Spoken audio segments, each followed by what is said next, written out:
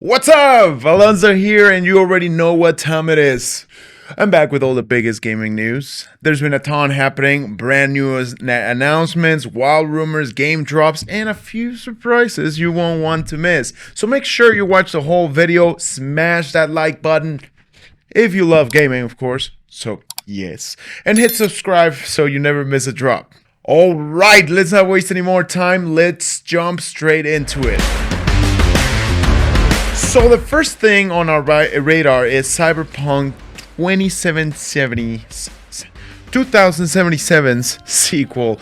Yeah, Cyberpunk 2, or whatever title they land on. It's not just a rumor, we confirm it's in development and it's been in the works for a while now. But now we're hearing something new, something pretty exciting about the game's possible setting.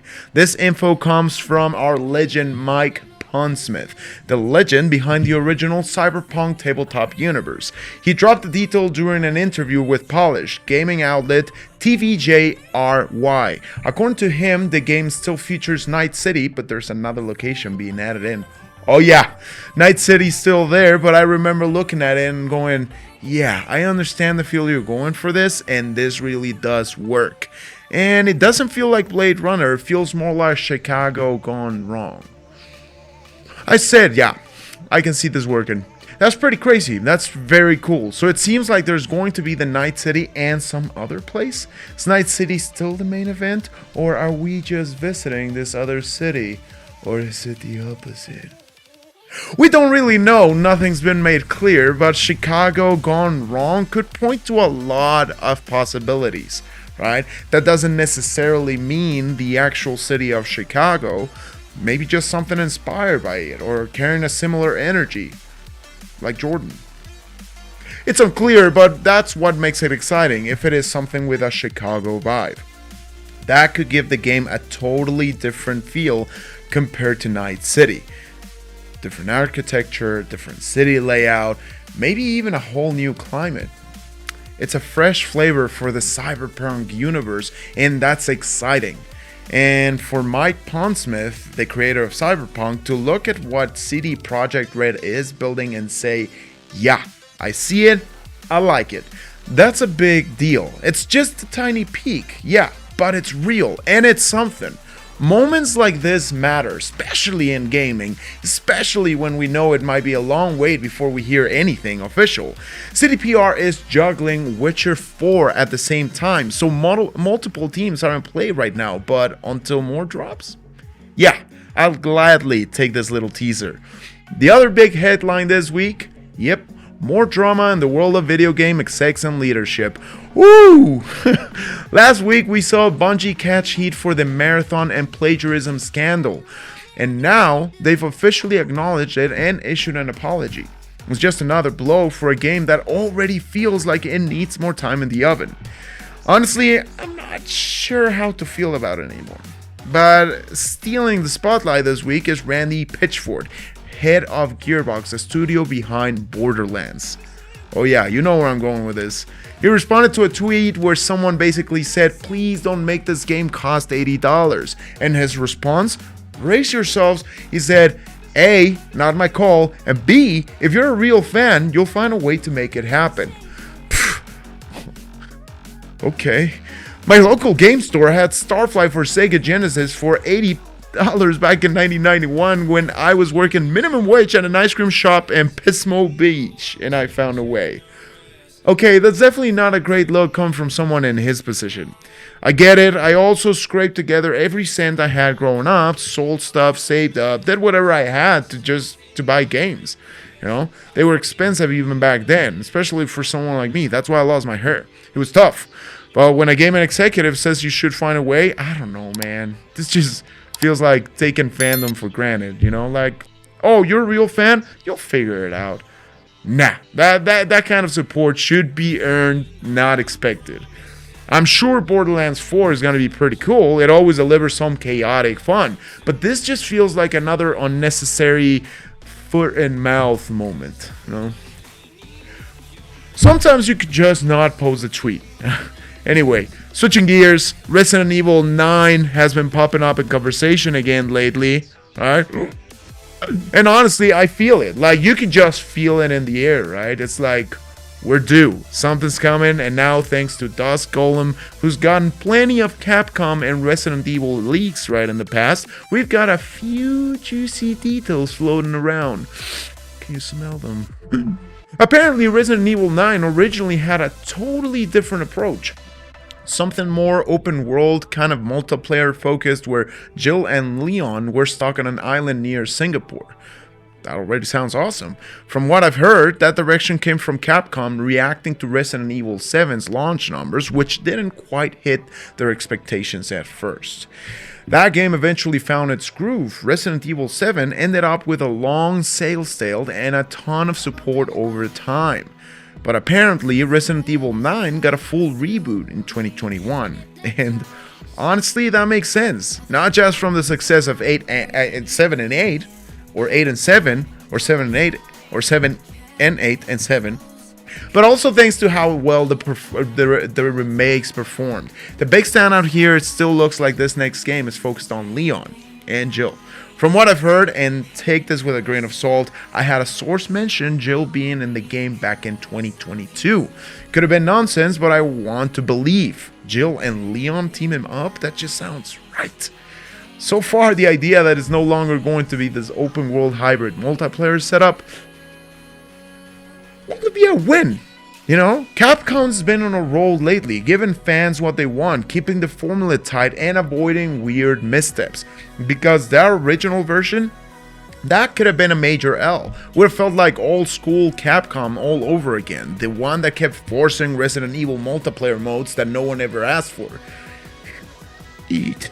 So if Resident Evil 9, whatever it ends up being, sticks to a fan-first approach, whether or not Jill and Leon are both in it, I'm hyped. I've been playing since the original Resident Evil 1, PlayStation 1, right? And it still feels awesome to be a part of this world. We don't know when a real announcement is coming. This is all leaks, rumors, and a bit of personal speculation. But if any of this is legit, Capcom might have just dodged a major bullet, and I cannot wait to see what this game really looks like. In some quick Metal Gear Solid 3 Delta news, we finally got a look at the new intro. That's right, Metal Gear Solid 3 Snake Eater's iconic opening has been fully remade with a brand new recording of the classic Snake Eater song.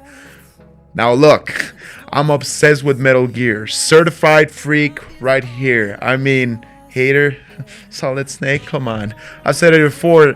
In fact, right here on my desk, just got the Mondo Metal Gear Solid 2 vinyl soundtrack. It's fire. I love this franchise, maybe a too much. So yeah, I might be annoying about it, but let me nerd out for a second.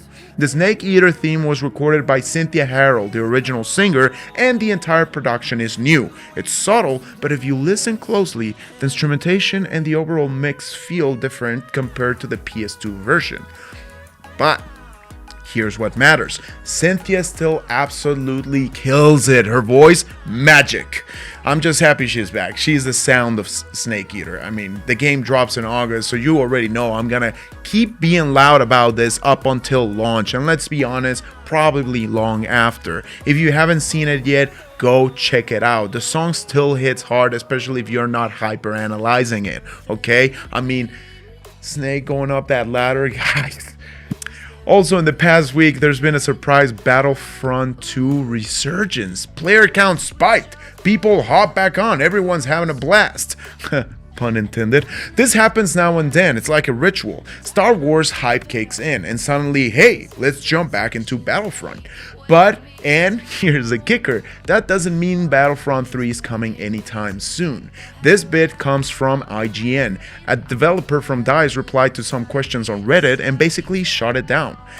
I'm not expecting a Battlefront 3 announcement at the end of this current hype wave, but yeah, the conversation is definitely heating up again.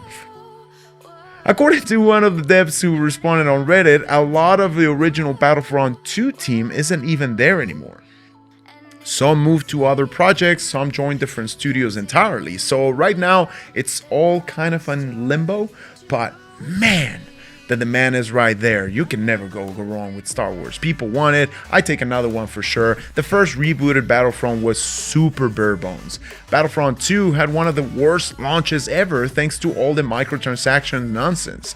But over time, it evolved into something awesome. Could be the clean slate, the best version yet. But for now, it looks like that's not happening. DICE is focused on Battlefield at the moment, so yeah, fingers crossed for the future, right? Next up, Warhammer 40k fans rise up. There's been a massive drop of gaming news for all you sweaty strategists, right? We got a new update for Darktide plus fresh gameplay for Space Marine 2, including a take on Horde mode and some extra surprises. There's also this new title, Bolt Gun Words of Vengeance. It's like a typing word game but with a full Warhammer aesthetic. It's weird, it's stylish, and honestly, I love that this franchise can still get this weird. Even better, Warhammer 40k Bolt Gun 2 is officially on the way. The first Bolt Gun was one of my favorite games the year it dropped. That boomer shooter retro pixel bloodbath style, yeah, that hit hard. And even if you're not super into Warhammer lore, it was just a tight, satisfying FPS. So seeing it get a sequel, instant hype. Also, Space Marine 1 is getting the Mastercrafted Edition. Basically, a polished up remaster with visual and control upgrades. I literally just replayed it on Steam Deck a few months ago, so this stinks a bit, but I'm still glad it's getting love. On top of that, Dawn of War is coming back with a definitive edition, and the cherry on top, a big new CRPG announcement. Warhammer 40k Dark Heresy, a full-on story-driven RPG that could end up being a major game changer for the franchise once it drops. Next up, what are we playing this week? Let's break down the latest game releases. First off, I totally missed this last week. My bad. Sorry, sue me. Don't. But Capcom Fighting Collection 2 is officially out, and so far the community is vibing with it. Capcom's done some solid work here. Also, Onimusha 2, yeah, the HE remaster is out now. I honestly didn't even realize that it was dropping this week, but it's here, and that is very, very cool. From Strange Scaffold, the devs behind I Am Your Beast and El Paso, elsewhere, we've got something quirky. Teenage Mutant Ninja Turtles Tactical Takedown. It's licensed, sure, but definitely Strange Scaffold's unique style all over it. Game of Thrones King's Road also launched. It looks like a real PC console game, but nah. Deep down, it's still just a free-to-play mobile grandfest. Pass. Don't sleep on Deliver at all costs either. It's got that top-down GTA-style chaos, and we've been watching this one for a minute. It just looks like straight-up fun. It's also from Konami, one of those weird, random, AA indie-style titles they occasionally push out. And hey, sometimes those end up being gems. I'm definitely diving into that this weekend. And last but absolutely not least, an Elden Ring movie is now official. Yep, after all the leaks and rumors flown around last week, it's now confirmed we're getting an Elden Ring film, written and directed by Alex Garland and produced by A24. A24, so you know it's gonna be fire! Garland, if you don't know, did Annihilation, 28 Days Later, Ex Machina, one of my all-time favorites, and more recently, Civil War. So yeah, this is going to be very interesting. Is A24 really up to the task of making something as massive and epic as Elden Ring? Probably not in the traditional sense. They'll likely keep it smaller scale and character focused. After all, it's kind of like an indie type of feel. And honestly, I can even picture what an Elden Ring movie would look like. Like, are they going to add actual dialogue? Because if you know from software, you know their storytelling is anything but conventional, especially when compared to how movies usually handle plot and exposition. So yeah, this could be weird or awesome. A24 does have that creative offbeat energy, so who knows? Fingers crossed. Then again, remember when they announced Oscar Isaac as Solid Snake? That was years ago, still no movie. I'm still saying Pedro Pascal, dude. So, I'm not putting too much stock in anything until I see an actual trailer. Anyway, that's your gaming news for the week. Everything we wanted to cover. Let me know what you think about Resident Evil 9 leaks and the Cyberpunk sequel possibly heading to a Chicago gone wrong style city. I think that's such a cool vibe shift. Let's talk about it. We'll be in the comments as much as possible, but if it gets wild and you want to yell at me directly, socials are linked in the description. So bring it on. Alright, that's it from me. I gotta bounce off to watch Mission Impossible and see Tom Cruise do something totally illegal looking with zero consequences. If you're still here and haven't hit the like button yet, bro, what are you doing? Tap it gently or smash it. Your choice. Throw your computer off the ground. Who knows? Have a great week. Stay safe out there, and I'll catch you in the next one. Oh, and don't just sit there. Pick one of the other videos on screen. It's right there. It's lonely. Give it some love. Ciao for now.